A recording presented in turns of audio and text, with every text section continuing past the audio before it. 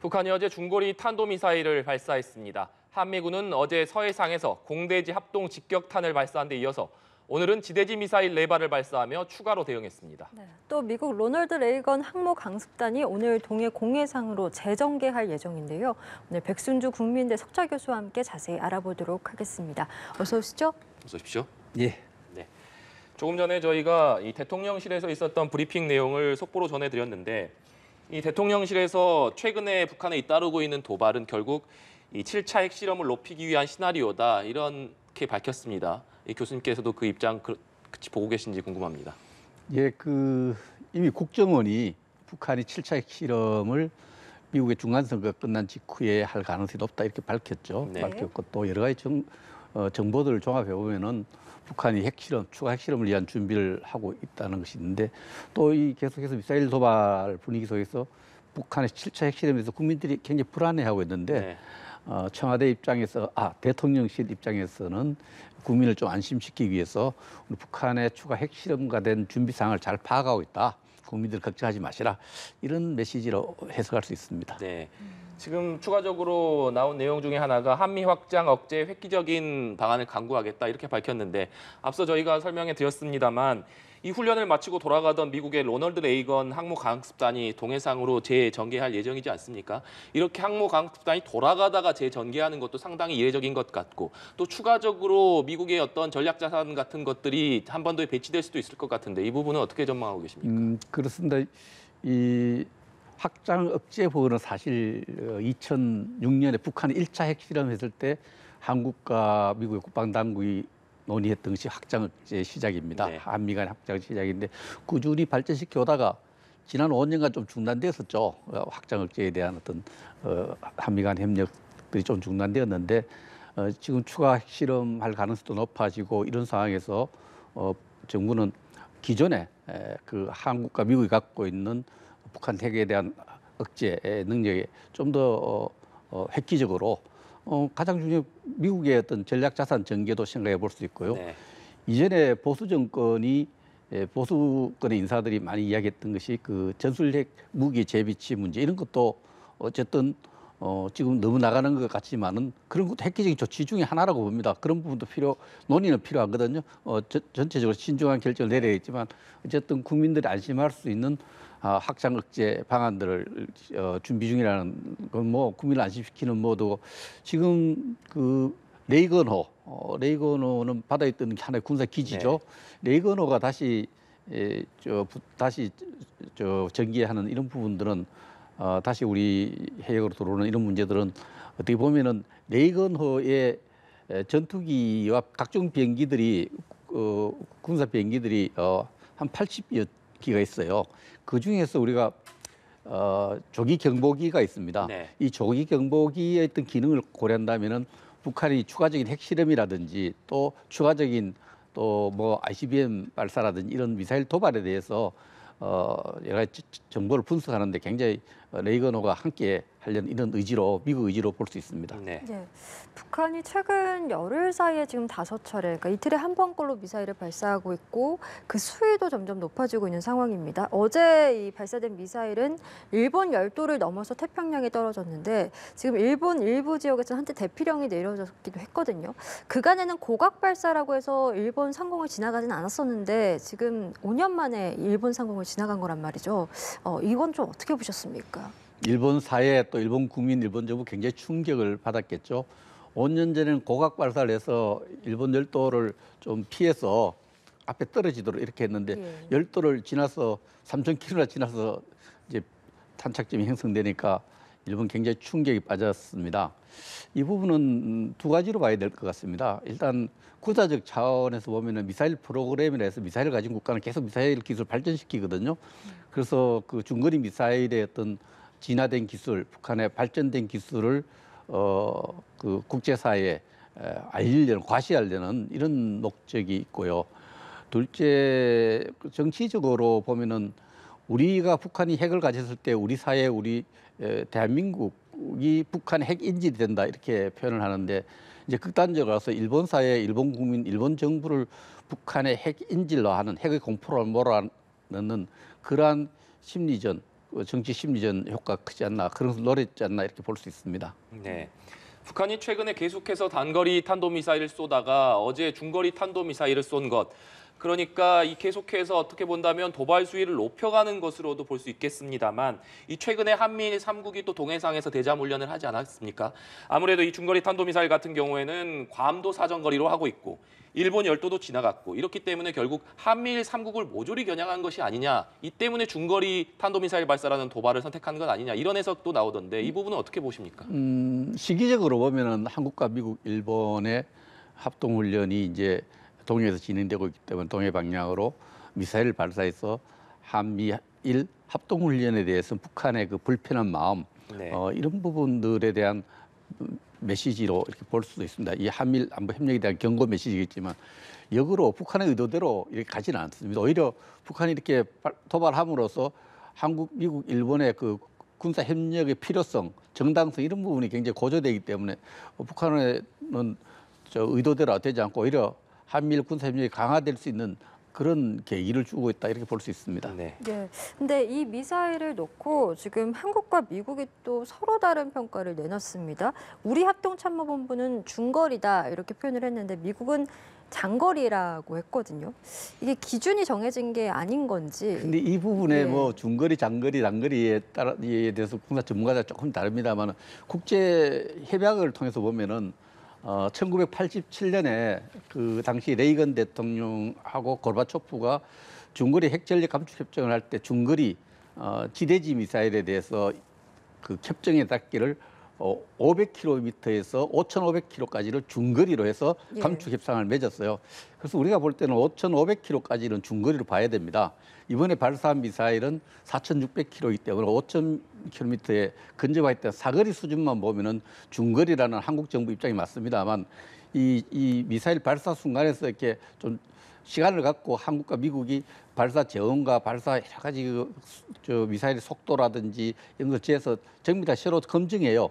검증하는 과정에서 이게 5,500km를 넘으면 장거리가 될 수 있고 지금 한국과 일본, 한국은 발사 순간이 굉장히 정확해요. 일본은 떨어지는 순간에 좀 이 주가 둥글기 때문에 그런 정확하는데 이런 것을 정밀하게 정보 협력을 통하면은 사거리가 나올 수 있고 그러나 우선은 중거리로 보는 게 맞습니다. 4,600km 내지 4,500km는 분명히 미국과 러시아가 조약을 통해서 중거리 미사일의 범위 500km에서 5,500km 들어가기 때문에 우리 정부 국방부 입장이 맞다고 봅니다. 예. 좀 더 추가적으로 검증이 필요한 부분입니다. 네, 지금 최근에 북한이 미사일 도발하는 것을 지켜보면 이 시간대도 굉장히 다양하게 발사하고 있고 또 이 발사 주기도 굉장히 짧아진 모습입니다. 더군다나 단거리 탄도 미사일을 계속 쏘다가 이번에 중거리 탄도 미사일을 쐈기 때문에 결국에 다음 수순은 대륙간 탄도 미사일의 가능성이 좀 높지 않겠느냐.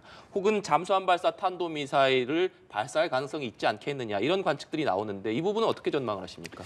지금 사실 그 북한이 개발한 미사일을 발사하는데 새로운 미사일은 이제 다 나온 것 네. 같아요. 다 나온 거라서 있는 대로 다 쏘아 올리는 것 같은데 지금 북한이 그 트럼프와 김정은의 싱가포르 회담 이후에 발사하고 있지 않는 것이 그 ICBM이죠. 네. 화성 17호 만 킬로 사거리를 갖고 있는 사거리를 이 말고는 다 발사했기 때문에 경우에 따라서는 ICBM 장거리 미사일 발사할 가능성이 있고요.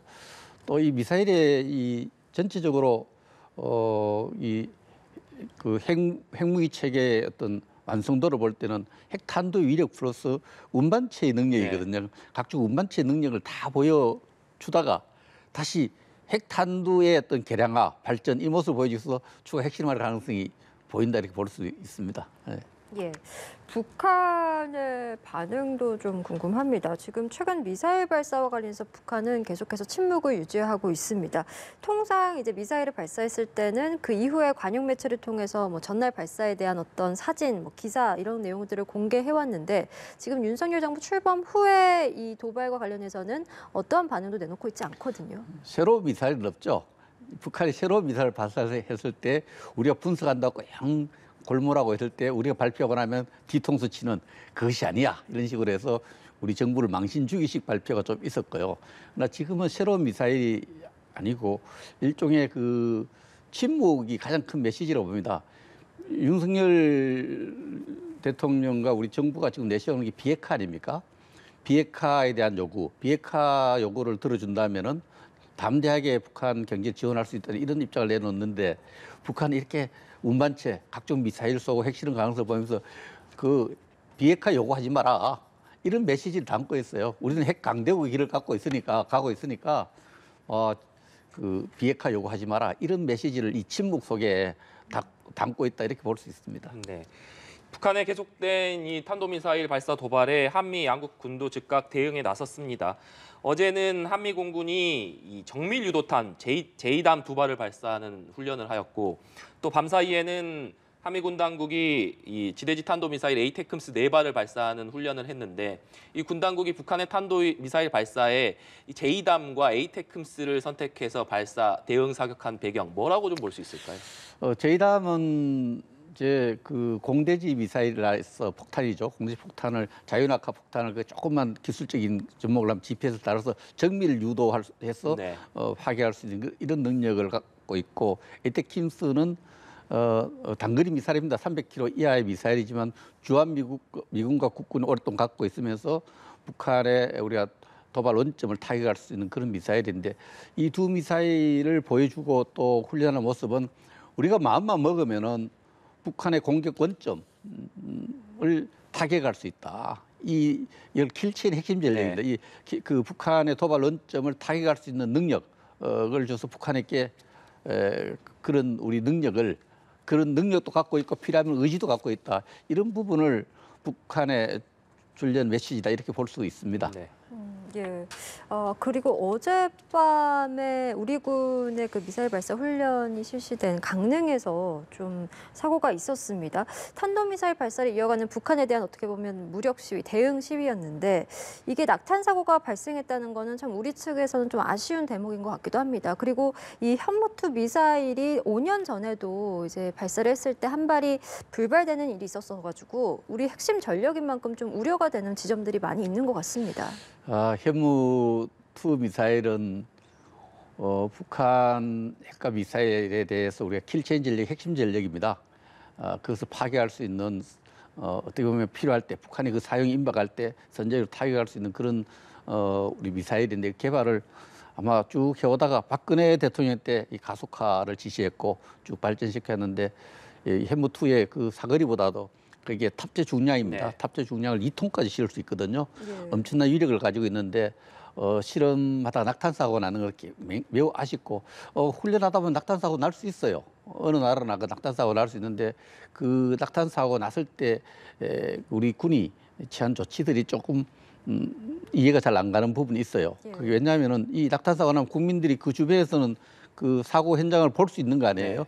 이런 부분에 대해서는 신속하게 사고를 알리고 그 군의 여러 가지 그 먼저 국민에게 알려 후에 정밀 조사로 들어가야 되는데 어느 정도 초기 조사 끝난 후에 발표하다 보니까 발표 시간이 좀 늦어졌어요. 여기에 따른 주민들의 불안과 또 국민들이 불안이 만들어졌는데 이 부분은 군이 향후에도 사고 날 수 있습니다. 낙탄 사고 나면은 바로 신속하게 네. 사고 나고 걱정하지 마라 이런 조치 있고 마침 어제 그 현무2 낙탄 사고의 경우에는 추진체에 문제가 생겼던 것 같아요. 지금까지 발표를 보면 그래서 그 폭약이 폭발한 것이 아니어서 큰 피해를 유발할 수 있는 그런 사고는 아니었습니다. 그렇다면 그걸 당장 빨리 발표를 했어야 되거든요.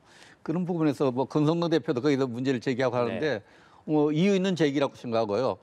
군이 이런 부분은 군의 입장에서 볼 것이 아니라 국민의 입장에서 주민의 입장에서 봤을 때 신속하게 사고 1차, 2차, 3차 해서 발표를 해서 국민을 안심시키는 노력 필요하고 이건 아무튼 낙탄 사고는 우리 무기 현무2에 대해 어렵게 개발한 이 현무2에 대한 신뢰도 또 국제사회에서 현무2에 대한 신뢰 이런 부분에서 조금 안타까움을 만들어줬다 이렇게 생각할 수 있습니다. 네. 사실 최근 국군의 날 기념식에서 우리 군이 이 현무 미사일과 관련된 영상을 공개하면서 현무 미사일에 대한 관심이 높아진 상황 아니겠습니까? 말씀하신 대로 현무 미사일 같은 경우에는 탄두 중량을 굉장히 높일 수 있기 때문에 위력이 있는 것으로 평가를 받는데 이 영상이 공개된 현무 미사일 같은 경우에는 탄두 중량이 8에서 9톤까지 추정된다라고 합니다. 실제적으로 그렇다고 한다면 북한의 어떤 저위력 핵무기와 버금가는 위력을 갖고 있을 것이다 이런 분석들도 있던데 이 부분은 어떻게 저도 평가하십니까? 언론을 통해서 핵무기에 버금가는 위력하는데요. 사실 현무2에 이제 2톤 정도의 폭약을 실으면은 장착하면 한 축구장 4개 정도를 파괴할 수 있는 그 엄청난 것 상상해보세요. 4개 정도 파괴할 수 있는 위력을 갖추고 있다. 이렇게 해서 핵무기와 버금간다. 뭐 국민을 안심시키려고 하는 건 좋은데 본질적으로 그건 잘못된 비유입니다. 이 미사일은 폭발을 해서 그 미시안 셰펜이라고 합니다. 그 금속의 파편들이 네. 인마를 살상하고 폭발시키고 이런 거거든 충격을 줘서 핵무기는 그하고 성질이 다르죠. 열과 또 엄청난 그 바람, 폭풍을 만들고 또 제일 다른 무기체계보다 방사능 낙진 아닙니까? 네. 사람이 살 수 없는 땅으로 만드는 겁니다. 인마 살상 능력은 상상할 수 없는 거죠. 그런 부분에서 우리 미사일의 어떤 파괴 능력하고 핵무기하고를 이렇게 버금간다는 표현은 자칫하면은 우리 국민에게 우리도 비슷한 큰 무기 갖고 있어 이렇게 설명되는 부분이 있지만 그건 본질도 그렇게 설명하면 안 되는 네. 거예요. 핵무기와 미사일의 어떤 그하고는 다른 거예요. 그래서 그런 측면에서는 핵무기가 버금간다. 그보다는 엄청난 그 우리가 북한이 도발을 이제 파괴할 수 있는 그런 미사일을 그 개발했다 이 정도 했어야지 핵무기가 버금간다면 우리도 핵무기 갖고 있다는 이야기하고 비슷하잖아요. 그건 조금 좀 홍보가 좀 과잉됐다 저는 그렇게 봅니다. 네, 알겠습니다. 저희 오늘 말씀은 여기까지 듣도록 하겠습니다. 지금까지 백순주 국민대 석좌 교수와 함께했습니다. 오늘 말씀 고맙습니다.